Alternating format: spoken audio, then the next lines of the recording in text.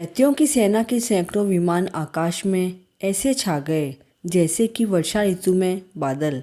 ऐसा देखकर इंद्र आदि सभी देवता छिपकर शिवजी के पास गए और बोले, हे स्वामी, क्या आप हम देवताओं की इस विपत्ति को नहीं जानते? जलंधर से हमारी रक्षा करो। तब भगवान शिव ने विष्णु भगवान को बुलाकर कहा कि आपने संग्राम में जलंधर को क्यों नहीं मारा? और तो और आप अपना स्थान छोड़कर उसके घर जाकर बसे हो।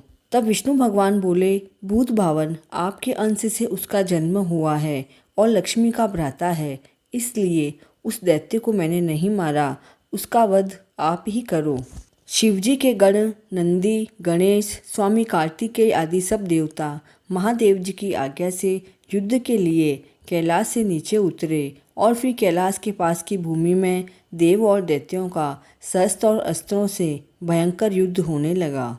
युद्ध में मरे हुए रथ, हाथी, घोड़ों से पृथ्वी ऐसी लगती थी मानो वज्रघातों से पर्वत के शिखर गिरे हों। शिव गणों द्वारा युद्ध में मारे गए दैत्यों को मृत संजीवनी देकर शुक्राचार्य बार बार जीवित करने लगे।